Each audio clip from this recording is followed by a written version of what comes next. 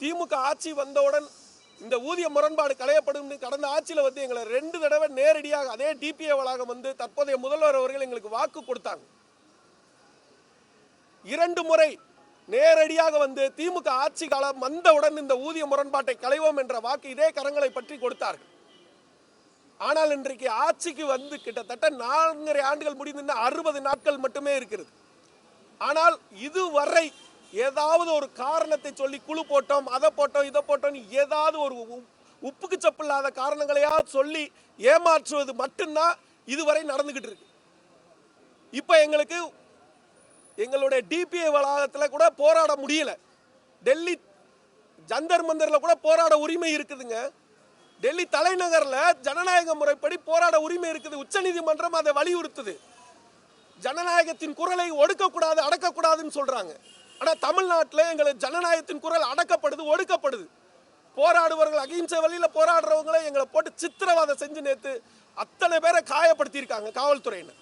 ஒட்டு மொத்தமா அடக்குமுறைகளை கையாளுறாங்க. இது என்ன விதத்துல ஜனநாயக நாடுன்னு எங்களுக்கு தெரியல. தமிழ்நாட்டில் ஜனநாயகம் நடந்துகிட்டு இருக்கான்றதே தெரியல. படித்த கற்றறிந்த ஆசிரியர்களுக்கு இந்த நிலைமை இன்னைக்கு இருக்கு. கடைநிலை ஊழியர்கள் ஒரு கடையில் இருக்கிற ஒரு 8ஆம் வகுப்பு படித்தவங்க 10ஆம் வகுப்பு படித்தவங்க சம்பளத்தை கொண்டு வந்து ஒரு இடைநிலை ஆசிரியர்களுக்கு கொடுக்குறாங்க. நாங்கள் 10ஆம் வகுப்பு 12ஆம் வகுப்பு பட்டய தேர்வு, அதுக்கு மேலே தகுதி தேர்வு, அதுக்கு மேலே நியமன தேர்வு பெற்று அதுக்கு மேலே நாங்கள் கொண்டு போய் 500 கிலோமீட்டர் தள்ளி எங்களை நியமனம் வைப்பாங்க. நாங்கள் பல நாட்கள் தொடர்ந்து எங்களுடைய நியாயத்தை எடுத்து சொல்கிறோம். எல்லா பேருமே சரி சரி சரின்னு சொல்கிறதோட நிப்பாட்டிடுறாங்க. ஆனால் அதற்கான முடிவு வரல. அமைச்சர் கிட்டத்தட்ட பல தடவை கூப்பிட்டு பேசி முடிச்சுட்டாங்க. நிதியமைச்சர் எல்லா பேருமே பேசி முடிச்சுட்டாங்க. ஆனால் முடிவு மட்டும் வரல. எங்களுக்கு நிதித்துறையிலேருந்து ஆணை கிடைக்கலன்றாங்க. இதற்கு மேலே எங்களுக்கு பொறுமை இல்லை.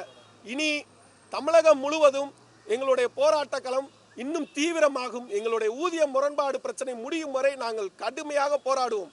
இந்த ஆட்சி வந்தோடனே மாணவர் நலனுக்காக காலை உணவு திட்டத்தை கொண்டு வந்தோங்க. நாங்கள் முத அந்த காலை உணவு திட்டத்தை பற்றி பேசினோம். முதல் கூட்டத்தில் மாணவர் நலனுக்காக நாங்கள் எத்தனையோ காரியங்களை நாங்கள் செஞ்சுருக்கோம். இன்ன வரையிலும் மாணவர்கள் எங்கிட்ட படித்த ஆசிரியர்கிட்ட படிக்கிற ஒரு 52 குழந்தைங்க 1330 குறளையும் தெளிவாக சொல்லி பரிசு வாங்கியிருக்காங்க.